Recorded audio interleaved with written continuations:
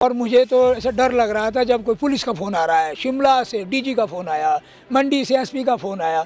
मुझे ये लगा कि मैंने कोई गलत तो किया नहीं, मैं तो खेती बाड़ी कर रहा हूँ, सीड बांट रहा हूँ और पता नहीं, अब मुझे डर था। मैंने घर में भी किसी को नहीं बोला। कल जब 3 बजे मुझे फ़ोन आया दिल्ली से, गृह मंत्रालय से फ़ोन था, उन्होंने कहा कि आपके लिए खुशखबरी है। तो मैंने कहा क्या खुशखबरी होगी? उन्होंने कहा आपको पद्मश्री से जो है भारत सरकार जो है नवाज रही है। तो मैंने कहा ये सब इतना तो मैं इतना काबिल नहीं हूँ कि नहीं आपका पूरा प्रोफाइल हमारे पास पहुँच गया है, आपने कितना किया ज़िंदगी में। तो ऐसे करके फिर मैंने घर में अपने मिसेज़ को बताया कि मुझे ऐसा सब मिलने वाला है।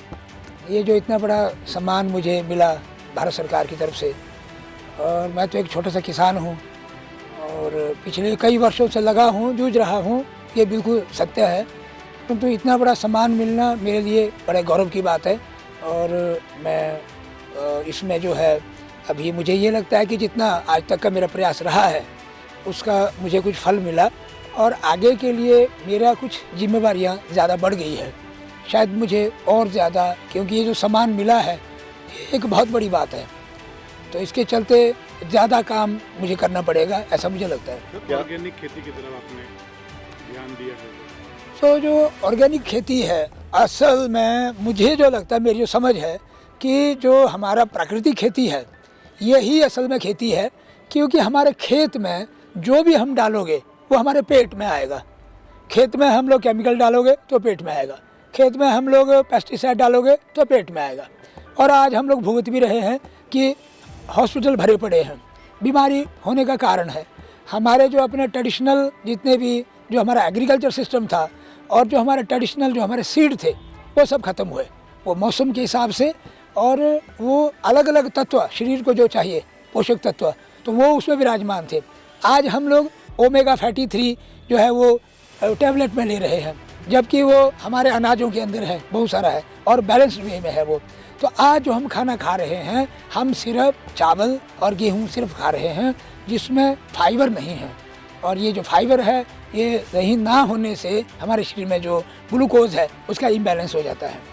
तो इसलिए जो प्राकृतिक खेती है, खेत में जो है हम अच्छे चीज़ डालेंगे, हमारा अच्छा जो सीड है परंपरागत या मौसम के हिसाब से बना हुआ, वो अगर हम इस्तेमाल करें तो हमारा शरीर अच्छा रहेगा, ऐसा मेरा मानना है। पद्मश्री क्या नेकराम जी की अकेले की मेहनत है या किन्हीं और लोगों का या विभाग का कोई सहयोग?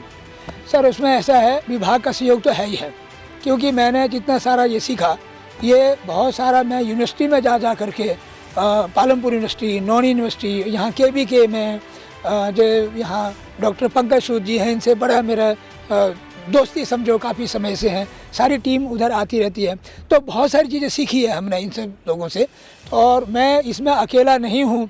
मैं ये मानता हूँ कि जहाँ मुझे आप बधाई दे रहे हैं ये सब लोग, तो मैं इनको उल्टा बधाई दे रहा हूँ, क्योंकि इनकी प्रेरणा की वजह से ये सब हुआ है। मुझे ऐसा लगता है कि क्योंकि काफ़ी सारा वर्कशॉप हुआ, अभी जो ये हिमाचल प्रदेश के अंदर नेचुरल फार्मिंग का काम सरकार द्वारा भी शुरू हुआ, और जैसे जैसे ये ट्रेनिंग में मैंने भी भाग लिया, पालमपुर में, नौनी में, शिमला में, कई जगह पे गया, तो इसमें जो है हम लोगों ने जितना बढ़ चढ़ कर जितना हम लोगों ने भाग लिया और इसको सीखा और करते गए, और अपने तक ही नहीं बल्कि बहुत सारे किसानों को, मैं लगभग पूरे हिमाचल प्रदेश के अंदर जाता रहता हूँ, और मैं सीड ये जो हमारा पारंपरिक जो बीज है उसमें मिलेट्स के हैं और दूसरे भी हैं उसमें, जैसे गेहूँ है, धान है, जो हमारा परंपरागत ब्लैक राइस था, रेड राइस था, वो सब सीड बांटते रहते, और नेचुरल फार्मिंग की हम लोग बात करते हैं। तो मुझे लगता है शायद इसीलिए ही ये हुआ मिला।